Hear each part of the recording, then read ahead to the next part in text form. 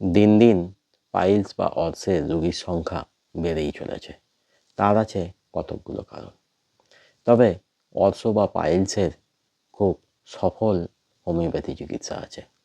তাই আমি আজকের ভিডিওতে আলোচনা করব পাইলস কী, পাইলস কেন হয়, কী এর লক্ষণ, আর পাইলস বা অর্সের ঘরোয়া চিকিৎসা এবং প্রধান 4টি হোমিওপ্যাথিক মেডিসিন সম্পর্কে। নমস্কার, আমি ডাক্তার বিপ্লব কুণ্ডু আপনাদেরকে আরও একবার স্বাগত জানাচ্ছি আমার চ্যানেল দৈনন্দিন জীবনে হোমিওপ্যাথির আর একটা সম্পূর্ণ নতুন ভিডিওতে। প্রথমেই জেনে নিন পাইলস কী। পাইলস বা অর্স হলো পায়খানার দ্বারে অর্থাৎ রেকটাম বা অ্যানাসে কোনো শিরা ফুলে যাওয়া, অনেকটা ভেরিকোজ ভেনের মতো, বা বলা যেতে পারে এটা এক প্রকার ভেরিকোজ ভেনই। যে ভেরিকোজ ভেন সম্পর্কে আমার চ্যানেলে কিছুদিন আগেই ভিডিও দিয়েছি, প্রয়োজন হলে সেই ভিডিও আপনারা দেখে নিতে পারেন। এবার জেনে নিন পাইলস কেন হয়। পাইলস হওয়ার কারণ মলদ্বার যে শিরা থাকে তার ওপর অতিরিক্ত চাপ পড়া। এবার এই অতিরিক্ত চাপ কখন পড়ে?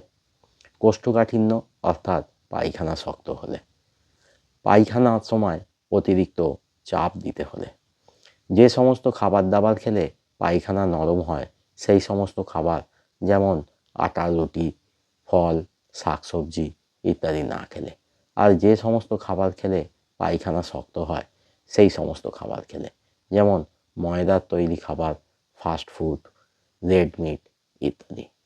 এছাড়া শরীরের ওজন বেড়ে গেলে, মহিলাদের ক্ষেত্রে প্রেগনেন্সির সময় পাইলস বা অর্সের সমস্যা দেখা যেতে পারে। এবার বলবো পাইলস বা অর্সের লক্ষণ কী। পাইলস বা অর্স বা হেমারয়েডস যাই বলুন না কেন, তার অনেক ক্ষেত্রেই কোনো লক্ষণ দেখা যায় না। আবার অনেক ক্ষেত্রে মলদ্বারে থাকে একটা চুলকানো, মলদ্বার থেকে দড়ির মতো একটা অংশ অনেক সময় ঝুলে থাকে, যেটা হলো মলদ্বার এলাকার কোনো একটা শিরা, যা টর্চাস হয়ে শরীরের বাইরে বেরিয়ে আসে। অনেক সময় আবার থাকে প্রচণ্ড জ্বালা যন্ত্রণা, রক্তপাতও হতে পারে। পাইলসকে ইন্টারনাল এবং এক্সটার্নাল দুভাগে ভাগ করা হয়। ইন্টারনাল পাইলসের ক্ষেত্রে বিশেষ কোনো লক্ষণ দেখা যায় না, রক্তপাত হলেও তাতে সাধারণত কোনো জ্বালা যন্ত্রণা থাকে না। কষ্ট বেশি এক্সটার্নাল পাইলসে, সেখানে রক্তপাত হলে সঙ্গে থাকে প্রচণ্ড জ্বালা যন্ত্রণা। এবার বলবো অর্স বা পাইলসের ঘরোয়া চিকিৎসা কী। প্রতিদিন সিজবাত নিতে হবে। সিজবাত জিনিসটা কি? একটা গামলার মধ্যে ফুটন্ত গরম জল নিন। এবার গামলার ওপর বসে সেই গরম জলের ভেপারটা নিতে থাকুন মলদ্বারের মধ্যে। এতে যেমন ব্যথাও কম থাকবে, তেমনি ইনফেকশন হওয়ার চান্সও অনেকটাই কমে যায়। এছাড়া যে সমস্ত খাবারে ফাইবারস থাকে, যেমন আটার রুটি, শাকসবজি, ফল, এইসব বেশি করে খান। আর যে সমস্ত খাবার খেলে পায়খানা শক্ত হয়ে যায়, যেমন ধরুন রেড মিট, তেল, ঘি, মাখন, ময়দার তৈরি খাবার, এগুলোকে এড়িয়ে চলুন। এবার বলবো পাইলস বা অর্সের সেরা 4টি হোমিওপ্যাথি ওষুধ সম্পর্কে, যেগুলো আমি আমার ডে টু ডে প্র্যাকটিসে সব থেকে বেশি ব্যবহার করে থাকি। প্রথম, অ্যাসিড নাইট্রিক। পায়খানার দ্বারে থাকে প্রচণ্ড কাঁটা ফোঁটার মতো যন্ত্রণা, এছাড়া ছিঁড়ে যাওয়ার মতো যন্ত্রণাও হতে পারে। পায়খানা করার অনেকক্ষণ পর পর্যন্ত এই যন্ত্রণা হতে পারে। পায়খানা শক্ত হলে তো যন্ত্রণা হয়ই, পায়খানা নরম হলেও এই রকম কাঁটা ফোঁটার মতো যন্ত্রণা হয়। শুধুমাত্র একটু গরম সেঁক দিলে পায়খানার দ্বারে একটু আরাম পাওয়া যায়। তার সঙ্গে রক্তপাতও হতে পারে।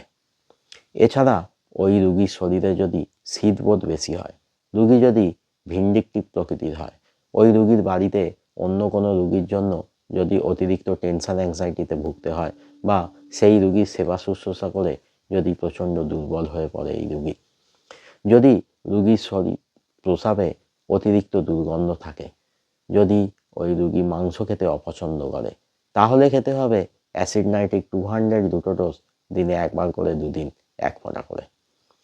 লক্ষণ অনুযায়ী রিপিটেশন প্রয়োজন হতে পারে। দ্বিতীয় মেডিসিন সালফার। শক্ত, লম্বা এবং মোটা পায়খানা হয়, পায়খানার সঙ্গে পায়খানার দ্বারে থাকে প্রচণ্ড জ্বালা এবং যন্ত্রণা। আর এই জ্বালা শুধুমাত্র ঠান্ডা সেঁক দিলেই একটু আরাম পাওয়া যায়। পায়খানা করার পরে রক্তপাত হয়। অনেক সময় মোটা পায়খানার গায়ে রক্ত লেগে থাকে। পায়খানা করার পর পায়খানার দাগটা লালচে হয়ে থাকে। এর সঙ্গে যদি রুগীর শরীরে থাকে গরম বোধ, রুগীর হাত পায়ের তালু যদি গরম হয়, যদি রুগীর জল তেষ্টা খুব বেশি থাকে এবং একসঙ্গে অনেকটা পরিমাণে জল খেতে পারে, যদি রুগীর স্কিন ডিজিজ থাকে অন্য কিছু, বা পূর্বের কোনো স্কিন ডিজিজ অয়েন্টমেন্ট লাগিয়ে সাপ্রেশন করার হিস্ট্রি পাওয়া যায়, যদি রুগী মিষ্টি খেতে পছন্দ করে, ঠান্ডা খাবার খেতে পছন্দ করে, তাহলে রুগীকে খেতে হবে সালফার 200 দুটো ডোজ, দিনে একবার করে 2 দিন 1 ফোঁটা করে। প্রয়োজন অনুসারে এক্ষেত্রেও রিপিটেশনের প্রয়োজন আছে। তৃতীয় মেডিসিন আর্সেনিক অ্যালবাম।